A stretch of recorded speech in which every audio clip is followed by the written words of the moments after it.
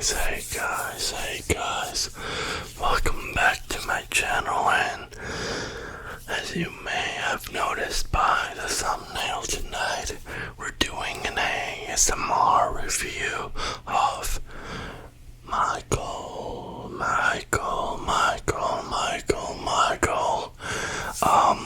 I just came back from the cinema, not 15 minutes ago, set up real quick, and well, just gonna give you some of my thoughts on the movie and what I liked, what I didn't like, and if I recommend it or not. Now, to start off, if you don't know what I'm talking about, the movie that I watched is Michael, which is Michael Jackson's biopic. You know, those are quite popular, but not as much as a few years ago. You had Bohemian Rhapsody, then Elvis, then Elton John. Robbie Williams did his own, which was not as successful as the others, cause is Robbie Williams a huge star? Yes. Do I think he needed a biopic? Yeah, I don't see why not, but maybe it should have been streaming instead of theater release, because he just isn't as big as an Elvis, as an Elton John, as a Freddie Mercury / Queen, or in this case, a Michael Jackson. If you don't know who Michael Jackson is, then you're probably like a newborn baby. I don't mean it disrespectfully, but I think everyone in the world knows who Michael Jackson is. It's just part of popular culture in general. It's like knowing the Queen of England, maybe even higher. It's like knowing who the Beatles are. It's like knowing who the current US president, whichever one is current in the time you're living in. It's just common knowledge. Michael Jackson is that big of a deal, was and is, and that's the main thing about the movie, is that it talks about the beginnings of Michael Jackson. When he was a kid, he lived in Gary, Indiana, if I'm not mistaken. That's where he was born. That's where him and his family lived together in a small house. It was a regular house, but him, his brothers, his sister, mom and dad, and that's where they started developing their musical skills. That's where the Jackson 5 established itself. That's how the movie starts. It's telling you his childhood, and from the very beginning, it starts letting you know what Michael's traumas and discipline and his view of the world come from the first few minutes. I should say this review might contain a few spoilers, cause I just feel like his story is really well known. So if you don't know it, I mean, you probably already know everything. But if you know nothing of him, but you've heard his music and you're interested, maybe skip this video and go watch the movie, and then come back and see if you agree with me, or if maybe I'm missing the whole point. Maybe I'm missing things that you maybe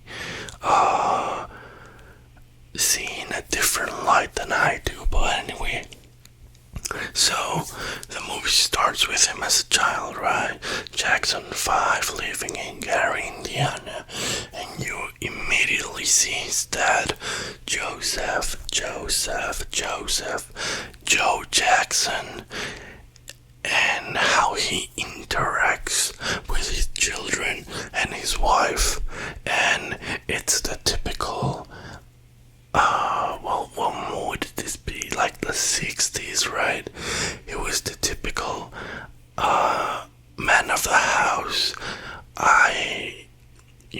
I set the rules around here. You cannot disrespect me. You cannot disagree with me. And if you do any of those, the belt comes off and, well, the typical beatings that were, I guess, normal back then, which, obviously now it's highly discouraged for you to physically abuse your children, because it doesn't create, a strong character. It just builds, mental issues. But that's exactly the point of the movie and of this beginning scene. You see the Jackson 5 practicing in their living room, and Joseph is like, Michael, look at me, just stare at me. And he wants Michael, who's, I don't know, 6 years old, to be perfect showman, to show his moves and dance and skills to absolute perfection, like nothing below perfect would work for him. So when Michael doesn't show Joe, his dad, what he wants, belt comes off, the beating comes, and he says, well, if you're gonna go, cry, and he calls him big nose or something like that. But he mentions the size of Michael's nose, which is a key detail in the story as well. So just from this beginning scene, you have an abusive dad and the issues, the body dysmorphia or nose issues that Michael has with himself. That sets the tone, and that sets also his mindset of perfection. Nothing below perfection. He got it from his dad, from those brutal rehearsals. Anyway, so the story moves on. They keep rehearsing different songs, playing at local bars and stuff like that, and then they're performing the Jackson 5, and a representative from Motown Records approaches Joe, and she's like, hey, we're interested in your sons in the band and signing them and whatnot. Fast forward, they're signed, they're playing gigs, selling albums. Obviously, the biggest song was A, B, C, 1, 2, 3. I'm not gonna try to sing it. I don't even know what the name is. Like, that's how big Michael is. I know the song. You know the song, most likely. I don't know what the name is. It's probably just 1, 2, 3, ABC, but everyone knows the freaking song. And that's when he was a child, right?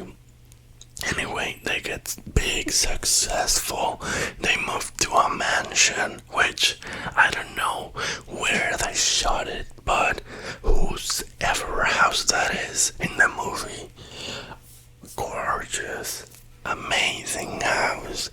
I want it now. Well, no, it's too much. I think I'm contented. Oh my god. I'm content with 2 floors, and I don't know how square meters, how many, but I'm happy with a normal house. Anyway, they start getting rich, successful, and Joe, Michael's dad, is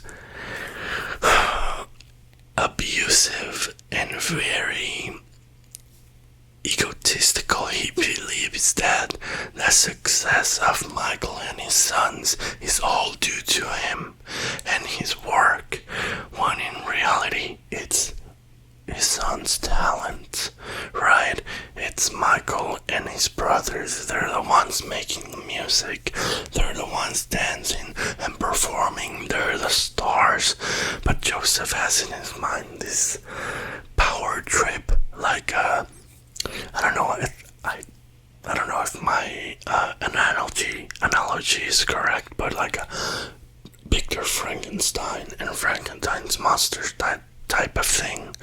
Joe is Victor. He thinks this is my creation. I control it. I own it. This belongs to me, and it has to obey me forever. The creation being all his sons, and Michael especially. And on the other side, Frankenstein's monster would be Michael, right? He's like, yeah, he's my dad and he helped me out, and family was really important to him. But hey, this is my success. I want to go solo. You know, I want to go away from the Jackson 5. I'm not a little kid anymore. And that's really when the story starts having its second act, is when Michael says, you know what, Jackson 5, it was a good run, but I'm gonna go do my own thing. So he releases a few albums as Michael Jackson. They blow up. He has a Thriller. He has Smooth Criminal. He has Billie Jean. He has everything. What's Stop When You Get It? Don't Stop Till You Get Enough. Is that the name? Yeah, anyway. Huge songs, huge hits, and the thing is, Michael never quite got the childhood that he wanted. He never quite got to play with his friends. He didn't have friends. He didn't have free time. What he had was go to school, go home, rehearse, go play, play as in go play at a bar, at a club, something, go back home, rehearse again, because Joe was not happy with less than perfect. So it was that was his cycle growing up, and we see this in the movie. We see him growing up, and the only thing he can focus on is performing and making music. That's it. He doesn't have friends. He has his family, yes, but they're not as, I wouldn't say focused. They were all focused on their own thing, but they were not as obsessed. I don't think his dad's, should we say, influence or oppression was as hard on his family as it was on him. So he was always seeking perfection. And while he has successful albums and tours and whatnot, and remember I mentioned the whole thing about his dad calling him a big nose or whatever, that comes into play later in his life. He gets surgery, plastic surgery, to reduce his nose, because he says he doesn't look symmetrical, and that in his posters and his album covers and whatever, he hates his face. He doesn't like his nose. And at the same time, they revealed the vitiligo or vitiligo. I don't know what the pronunciation is, but basically it's this skin, shall we say, disease or disorder where you start losing the color your natural color of your skin and it starts turning white. It can be in spots, it can be the whole thing. That's why Michael, if you know, obviously he was born fully black, and then he started shifting to a pale color. It was because of a skin disease. They start showing that, but halfway through the movie, and then you can actually see him feeling a bit more comfortable with himself. He starts saying like, he starts taking more of command of what he wants. He starts taking control of his life. He's been living up to this point with his parents and his family. They still live in the same house. It doesn't matter, he's rich, famous, whatever. Everyone has enough money to go anywhere. They still live together because Joe, the dad, has them controlled. So after this point, the surgery and everything, you start seeing him a bit more confident, a bit more decisive in what he wants. So he finally confronts his father. But it doesn't quite work because Joe is very manipulative. He's very controlling. He knows that Michael has a soft spot for his family. Like, I think everyone, but he knows that Michael wouldn't be able to just leave. And, Joe tells him, we're gonna do a huge tour, the Victory Tour, I think it was.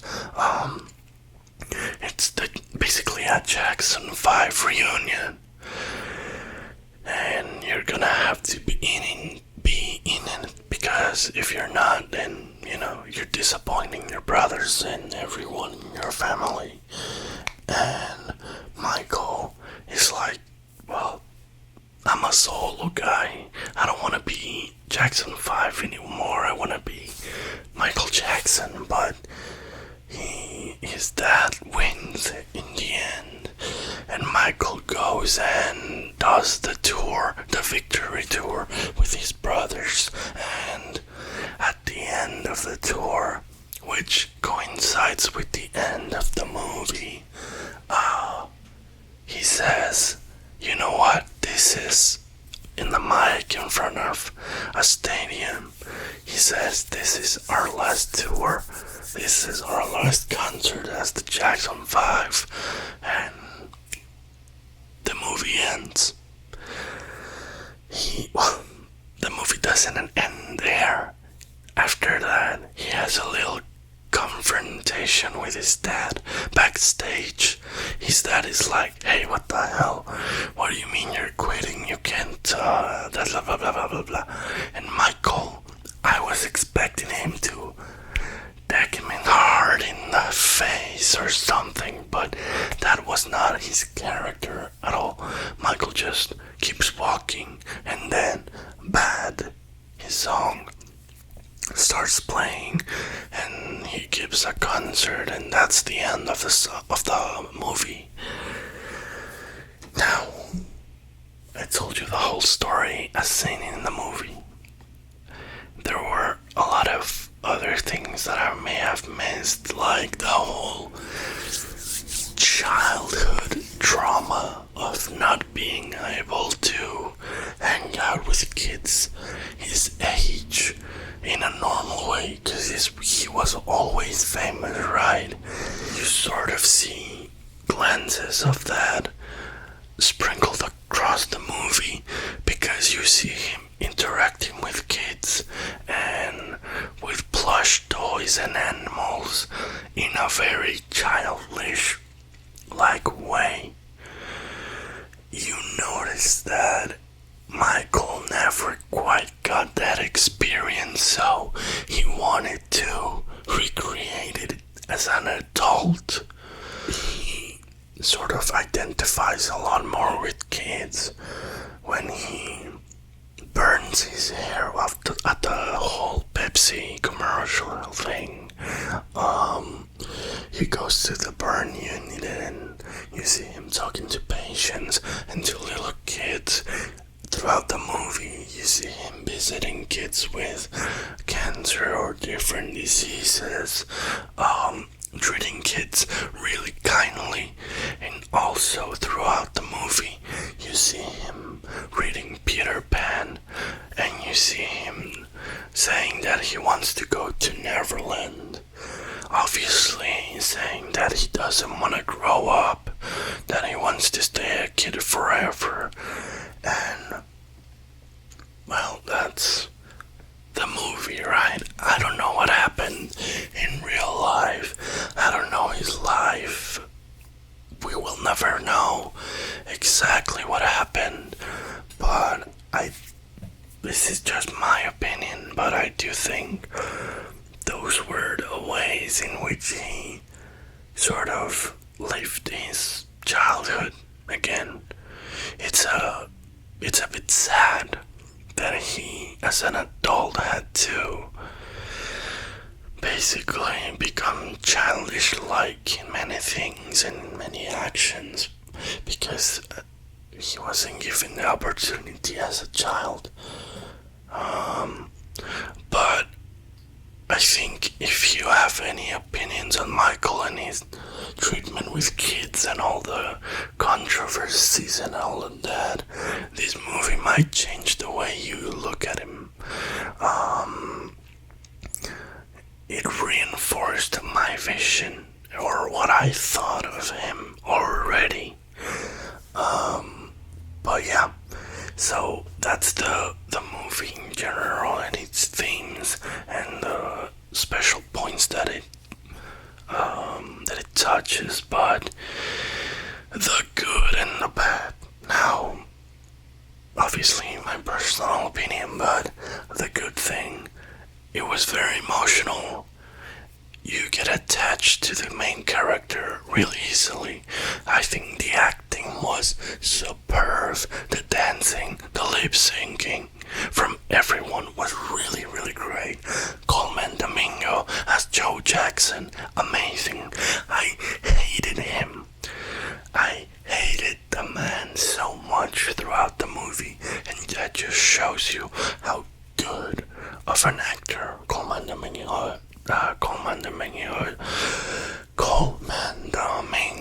is. Amazing actor. Jafar Jackson as Michael. When I saw that trailer, I was not convinced. The movie convinced me.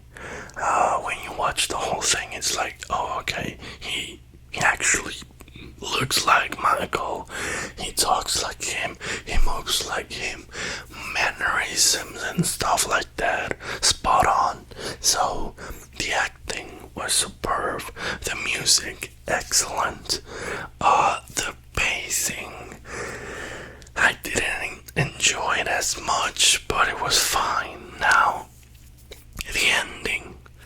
I wanted to see Michael in the more recent times, in the last years, not in the middle. I think they cut it too soon and too abrupt. That part I did not enjoy. The ending and the pacing, everything else I think was good. I would have liked to see more of his creative aspect in the studio, because I followed this YouTuber that actually worked with Michael Jackson on Thriller and other songs with the synthesizers back in the day, and he talks about the process, and he has a lot of stories about Michael came to the studio and did this and this and this, and hours upon hours of perfecting each sound. And no, you know what this is like, half a semitone, you just tune it a little bit less, detune it, or the snare is not perfect, and we go through 100 snares types of things and details I would have loved to see. But while you can have everything, I went with my family to watch it, and they said maybe there's a second part detailing, the other half of the latter or later half of his life. But I don't know. I don't think it's that much. I don't think that much story could be covered. I don't know. I don't think there's enough story for a full length. I think they should have cut a few things from this one and just made the whole thing, but that's just my opinion. Honestly, I think I would give it if not a 6, a 7 out of 10, because it's in that range. Just for a few pacing things, the ending, and a little more of the musicality. That aspect of Michael, the creativity. We see some things, but not everything. Or not as much as I would have liked. Young Michael, his performance was great as well. And the Jackson 5, the mom, everyone was great. My standout, as I said, Coleman Domingo, absolute goat. I hope he gets an Oscar nomination for next year as I would guess supporting actor, because he was great. Was Jafar? Yeah, I liked the performance. Is it Oscar worthy? I'm not sure. I need to watch it again. I might watch it again. But yeah, so far, those are my thoughts. I enjoyed the movie. I think it humanizes an icon, which is a perfect way to make a biopic. You need to bring him from the height of Olympus back down to earth. And if any artist in the world is godlike, is forever a godlike figure, it's Michael Jackson. There's no one else. You can argue Freddie Mercury, and I think that's it. Freddie Mercury, Michael Jackson, those are like the two biggest names in history ever. Elvis, sure, I don't know. Again, don't bite my head off. Just my opinion, but I think Michael is up here forever and ever. And the way they brought him down to a relatable level was amazing. So, maybe it is a 7 after all. But anyway, those were my thoughts and my small recap of the movie. Let me know what you think if you've seen it, if you're planning on watching it, and what your favorite Michael Jackson song is. For me, it might be Billie Jean, Smooth Criminal, or just Thriller. Well, I was interrupted by like 10 motorcycles outside, so I lost my train of thought. But my favorite Michael Jackson song, all of them, hell, it's impossible to choose. But anyway, I hope you guys enjoyed this video. Please leave a like, please subscribe, comment, share if you've liked, and I'll see you guys next time I go to the